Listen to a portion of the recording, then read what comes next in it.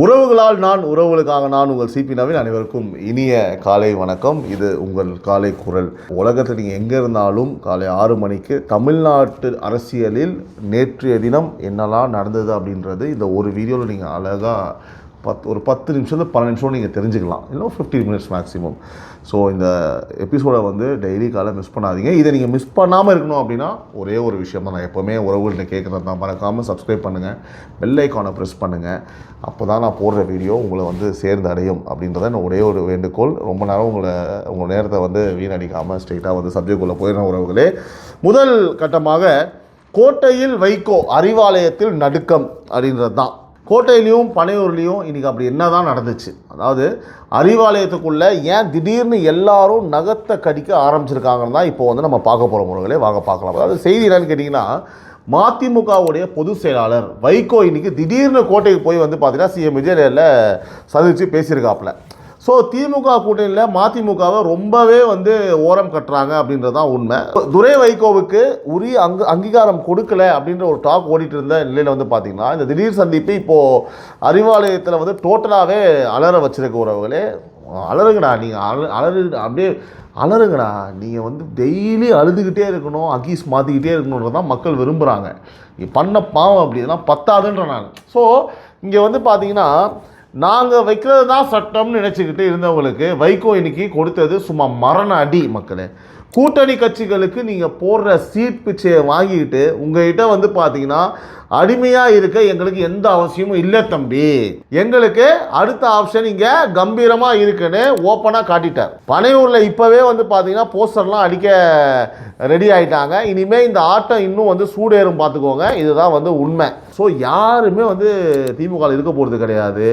கூட்டமாக போய் சேர்றதை பார்த்து மனசு எல்லாருக்குமே இப்போவே ஐயோ நம்ம இன்னும் ரொம்ப லேட்டாக போகக்கூடாது, வேணாம் இப்போ போயிடலாம் சொல்லி எல்லாருக்குமே தோணுது அரசியல் வட்டாரத்தில் தான் உண்மை. அடுத்தபடியாக சனிக்கிழமை வராரு திரு சிவி விஜயபாஸ்கர். அதிமுக காலி. அதாவது எடப்பாடி பழனிசாமிக்கு தூக்கத்தை கெடுக்கிற அந்த மெகா மேட்டர் என்ன தெரியுமா? வர சனிக்கிழமை பனையூர் பக்கம் ஏன் ஒரு பெரிய கூட்டமே குவிய போகுது இப்போ நான் உங்கள்கிட்ட உடைக்க போகிற உறவுகளே. என்ன செய்தி வரும்னு கேட்டிங்கன்னா, அதிமுகவோட மாஸ் லீடரும் முன்னாள் அமைச்சருமான சிவி விஜயபாஸ்கர் வர சனிக்கிழமை தன் ஆதரவாளர்களோட பார்த்தீங்கன்னா டோட்டலாக தாவேகாவில் இணைய போகிறாரு. வாழ்த்துக்கள். ஓகே, இதோட புதுக்கோட்டை, திருச்சி அந்த பெல்ட்டில் இருக்கிற அதிமுக மாவட்ட நிர்வாகிகளும் மொத்தமாக கிளம்புறதா நியூஸ் காட்டு தீயாக பரவி, எடப்பாடியை பாவம் ஒரு பக்கம் எடப்பாடி சாவடிக்கிறாங்க, ஒரு பக்கம் ஸ்டாலினை சாவடிக்கிறாங்க. செம்மையாக இருக்குதுப்பா. ஒரு மனுஷன் என்னென்ன பண்ணிட்டாப்புல. ரைட்டு, புதுக்கோட்டை பெல்ட் முழுக்க இவருக்கு இருக்கிற அந்த அசுரத்தனமான கிரவுண்ட் சப்போர்ட் எல்லாரும் நல்லா தெரியும். யார்? நம்ம விஜயபாஸ்கர் அவருக்கு நம்ம சும்மா சொல்லக்கூடாதுங்க. இபிஎஸோட அந்த அட்ஜஸ்ட்மெண்ட் அரசியலையும் சீனியர்களை மதிக்காமல் கட்சி நடத்துகிற போக்கையும் நம்பி இனிமே பார்த்தீங்கன்னா பிரோஜனம் இல்லைன்னு சீனியர்கள் எல்லாம் இப்போ ஒவ்வொருத்தராக பார்த்தீங்கன்னா பெட்டியே கட்ட ஆரம்பிச்சிட்டாங்க. ஓகேவா? ஸோ எடப்பாடி அண்ணன் வண்டி இப்போ டாப் கியரில் பனையூரை நோக்கி போயிட்டுருக்கு. பார்த்துக்கோங்க, எதையாவது ஒரு ஸ்பீட் பிரேக்கரை போடுங்க, சரியா? இல்லைன்னா ரொம்ப கஷ்டம், பார்த்துக்கோங்க. அவ்வளோதான் சொல்ல வேண்டியது கடமை. அடுத்து, கல்யாண வீட்டுக்கு போனால் மணமக்களை வாழ்த்தி சோறு சாப்பிட்டு வரணும்பா. ஓகேவா? ஆனால் நம்ம ஓபிஎஸ் அண்ணன் வானகர மண்டபத்தில் பைக்கை பிடிச்சி ஆற்றுன்னு ஆத்திராப்பில் சொற்பொழிவை புலம்பி தள்ளிட்டாங்க. நீங்களே கேளுங்க. அதாவது என்ன செய்தினா, வானகரம் நடந்த திருமண விழாவில் பேசின ஓபிஎஸ் 2022 இதே மண்டபத்தில் என் மேலே பாட்டில் வீசி என்னோட நிம்மதியும் சிரிப்பையும் கெடுத்தாங்க. ஓகேவா? எப்போவுமே சிரிச்சே தான் லூசுன்னு சொல்கிறாங்கண்ணே. ஓகேவா? அப்பப்போ இந்த மாதிரி கெடுக்கணும். அடுத்து பார்த்தீங்கன்னா இப்போ ஸ்டாலின் முன்னாடி திமுகவில் சேர்ந்த பிறகு தான் எனக்கு சிரிப்பு வந்துச்சு அப்படின்னு அப்படியே அழுது உருகிருக்காப்புல. ஓகேவா? அதை கேட்டு மேலையில் ஸ்டாலின் தன் பொண்டாட்டி துர்காமாவை பார்த்து நக்கலாக சிரிச்சுட்டு உட்காந்துட்டு இருந்தார். சரியா? என்ன நான் சொல்கிறான் பார்த்தியா இவன் கம்பி கட்டுற கதையெல்லாம் அப்படின்ற மாதிரி.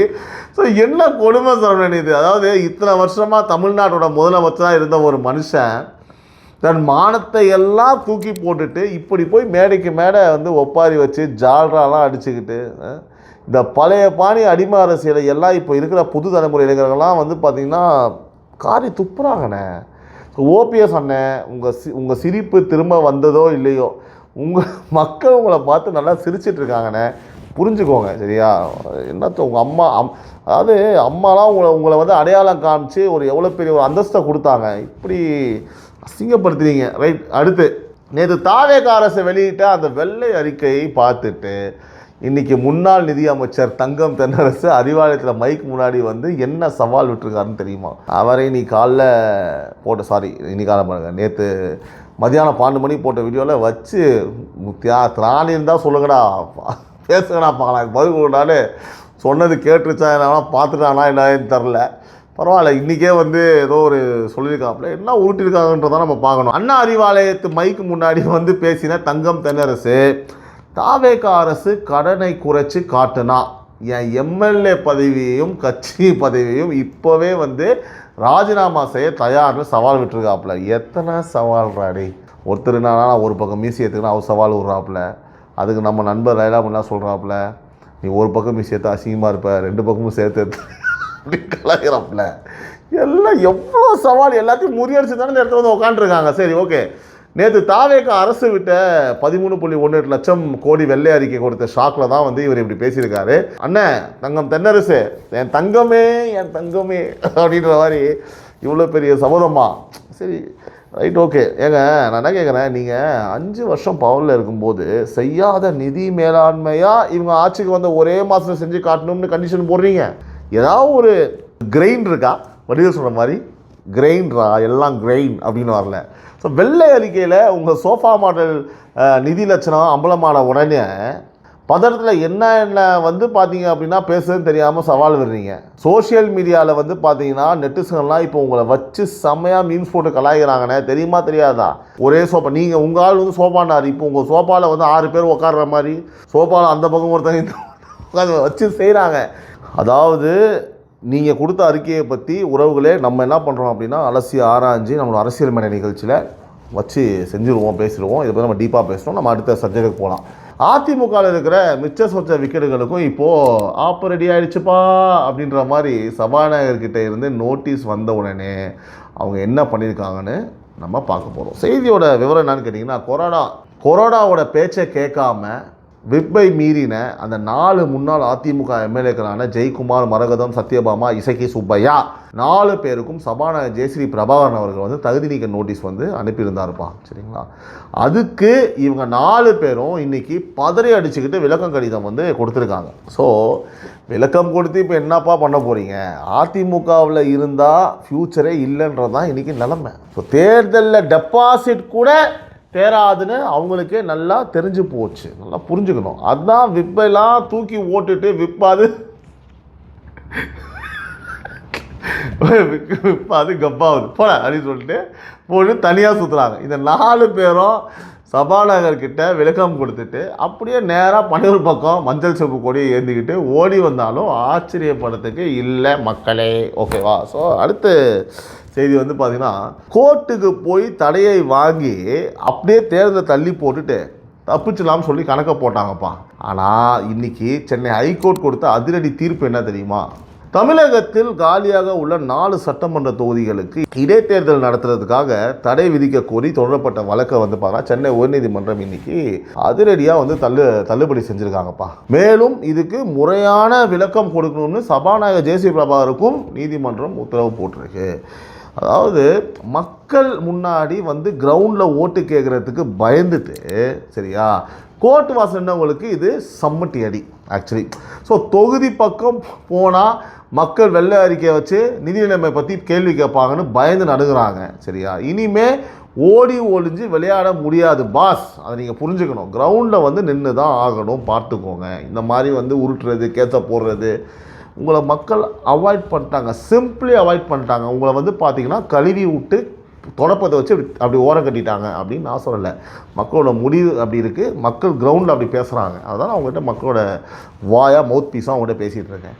அடுத்தபடியாக கோயிலுக்கு போகிற பக்தர்களை ஏமாற்றி கற்பூரத்தையும் தேங்காய் இஷ்டத்துக்கு கொள்ளை விலைக்கு விற்றுக்கிட்டு இருந்த கடைக்காரங்களுக்கு இன்றைக்கி என்ன ஆப்பு வச்சுருக்காங்கன்றதை பாருங்கள். செய்தி என்னன்னா உறவுகளே, முக்கிய திருக்கோயில்களின் வளாகங்களில் இருக்கு இல்லையா, அந்த வெளியில் நிறைய பேர் இது நான் சொல்லும் போதே உங்களுக்கு தோணும்ப்பா, ஆமாப்பா நடக்குதுன்னு சொல்லிட்டு. அங்கே அமைந்துள்ள அந்த கடைகளில் பூஜை பொருட்கள் விலைப்பட்டெல்லாம் வந்து பார்த்தீங்கன்னா கட்டாயமாக வந்து பார்த்தீங்கன்னா காட்சிப்படுத்த வேணும்னு அறநிலைத்துறை அமைச்சர் திரு ரமேஷ் இன்னைக்கு அதிரடியாக உத்தரவு போட்டிருக்காப்புல. ஸோ விலைப்பட்டியலை வந்து பார்த்தீங்கன்னா வைக்கலன்னா கடையோட உரிமமாக ரத்து பண்ணுங்க அப்படின்னு ஸ்ட்ரிக்டாக சொல்லியிருக்காங்க. ஸோ இதுதான்ப்பா மக்களுக்கு தேவையான உண்மையான ஆக்ஷனு. இதுப்பா 300 அச்சனத்தட்டு 300 400 50 மாலை 150 200. ஸோ சாமானிய மக்களை ஏமாற்றி நியாயமாக இருக்கிறவங்களும் இருக்காங்க. நான் ஏமாற்றவங்களை பற்றி மட்டும் தான் பேசுகிறேன். ஏமாற்றி காசு பறிக்கிற கூட்டத்துக்கு இப்போது பக்காவாக செக் வச்சாச்சு. ஒரு பக்கம் வந்து நிதி நிர்வாகத்தில் அதிரடி காட்டுற அதே நேரத்தில் இன்னொரு பக்கம் சாமானிய மக்களை பற்றி உணர்வை புரிஞ்சுக்கிட்டு நம்மளோட யாரும் இந்த பணத்தெல்லாம் கொள்ளடிக்கக்கூடாதுன்னு அமைச்சர் ரமேஷ் வந்து ஸ்பாட்டில் வச்சு செஞ்சுருக்காப்புல. அவருக்கு என்னுடைய ஆட்ஸ் ஆஃப் வாழ்த்துக்கள். மக்கள் சார்பாக என்னுடைய வாழ்த்துக்கள். இந்த நேர்மையான அணுகுமுறையை பார்த்துட்டு எதிர்கட்சி இந்த நேர்மையான அணுகுமுறையை பார்த்துட்டு இவன் இருந்தாப்பா இந்த மனுஷன் சும்மாவே மாட்டோம் ஏதாவது பண்ணிருக்கான் அப்படின்னு சொல்லிட்டு அதில் மெயினாக இதுக்கு மேலே ஒரு தெரிந்தால் பாருங்கள் அலையிலையா பாபு அவர் யோசிப்பாப்புல நம்ம என்ன நம்ம பாடு கோயிலுக்கு போகும்போது உயிர் மேட்டும் வச்சு வாய மூடுன்னு சொல்லுவோம், ஓரம் போடான்னு சொல்லுவோம். இந்த மனுஷன் போகும்போதெல்லாம் புதுசாக பண்ணுகிறான் இந்த பையன். கடைசியாக ஒரு சின்ன பையன் நம்ம இப்படி அசிங்க போடுறோம்லாம் யோசிக்கிறதுக்கு வாய்ப்புகள் இருக்குது. இது வந்து பார்த்திங்கன்னா இந்த உணர்ச்சி உணர்வு அதெல்லாம் இருக்கிறவங்களுக்கு தெரியும். இவர் அது இருந்ததுன்னா இவருக்கு தெரியும். அது அவர் தான் முடிவு பண்ணணும். அடுத்தபடியாக அறிவியல்லையும் தொழில்நுட்பத்திலையும் வந்து பார்த்தா நம்ம தமிழ்நாடு இப்போது ராக்கெட் வேகத்தில் பறக்க ஆரம்பிச்சிருக்குப்பா. ஸோ அதுக்கான அந்த மெகா ஒப்பந்தம் என்னன்னு இப்போது பார்க்கலாம் உறவுகளே.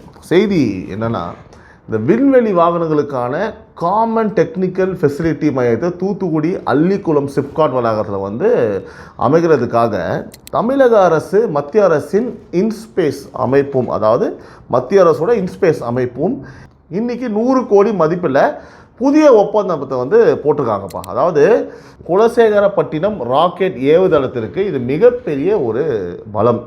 இந்த குலசேகரப்பட்டினத்தில் ராக்கெட் ஏவ போகிறாங்கன்னு தெரிஞ்ச உடனே அதுக்கான பாகங்களை நம்ம தூத்துக்குடியிலே தயாரிக்கிறதுக்கு பக்கா அஸ்திவாரம் வந்து போட்டாச்சு.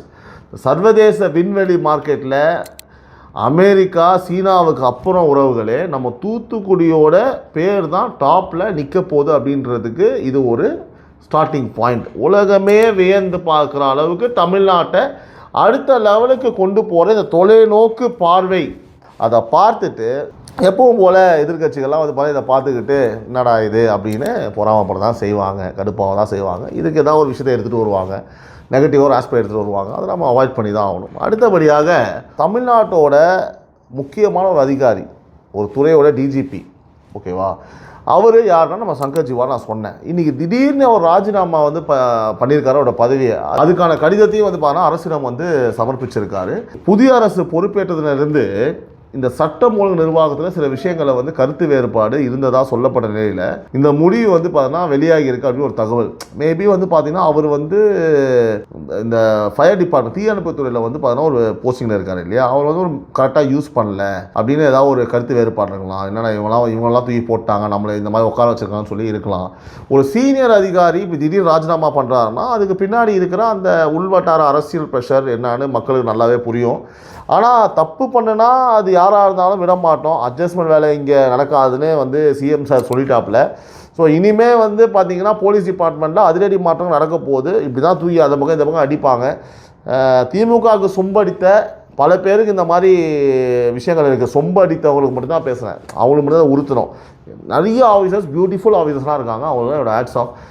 திமுகவுக்கு சொம்படித்து மண்டையை ஆட்டி காசுக்காகவும் பதவிக்காகவும் சில ஆஃபீஸர்ஸ் இருக்காங்க அப்படின்னா அவங்களுக்கான பாதிப்பும் விளைவுகள் இருக்க தான் செய்யும். அது நம்ம எதுவும் பண்ண முடியாது.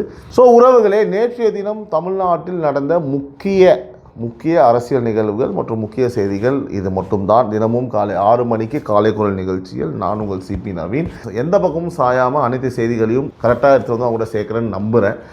அதே மாதிரி நான் வந்து திரும்பவும் சொல்கிறேன், நம்மளுடைய அரசியல் மேடை, அதாவது பொலிட்டிக்கல் டெஸ்க், ஓகேங்களா, அது வந்து மத்தியானம் 12 மணிக்கே வந்து நம்ம போட ஆரம்பிச்சிருக்கோம்.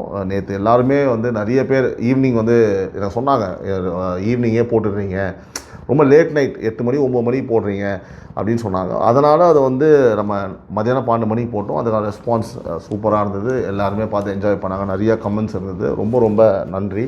அதே மாதிரி மறக்காமல் வீடியோ பிடிச்சிருந்தால் ஹைப் பண்ணுங்கள். இந்த காலை குரல் வந்து நிறைய பேர் போய் சேரணும். ஏன்னா நம்ம வந்து பார்த்தீங்கன்னா 6 o'clock வீடியோ போடுறோமா, 12 மணி இன்னொரு வீடியோ போடுறோமா, அதுக்குள்ளே டக்குன்னு இதை ரெகுலராக பார்க்குறவங்க பார்க்குறாங்க.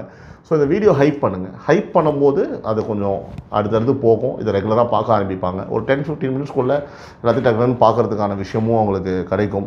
என்னோடய நரேட்டிவ், என்னோடய பாடி லாங்குவேஜ், நான் செய்திகள் சொல்கிற விஷயம் பிடிச்சவங்க அதை கண்டினியூவாக ஃபாலோ பண்ண ஆரம்பிப்பாங்க. அது ரெகுலராக பார்க்குறவங்க உறவுகள் இதை புதுசாக பார்க்குறவங்க பிடிச்சி போய் நீங்கள் உங்கள் கையில் தான் அது இருக்குது, அது என் கையில் கிடையாது. நான் என்னோடய வேலை தினமும் உங்களுக்காக வீடியோ பண்ணி ஏதாவது ஒன்று இந்த சமூகத்துக்காக செய்யணும் அப்படின்றத நான் தொடர்ந்து நான் பண்ணிகிட்ருக்கேன். ஸோ உறவுகளால் நான் உறவுகளுக்காக நான் உங்கள் சிபி நவீன். அனைவருக்கும் இனிய காலை வணக்கம். இந்த நாள் இனிய நாளாக அமைய என்னுடைய மனமார்ந்த வாழ்த்துக்கள் உறவுகளை. திரும்பவும் மதியம் 12 மணிக்கு நான் உங்களை அரசியல் நிகழ்ச்சியில் சந்திக்கிறேன். நன்றி, வணக்கம்.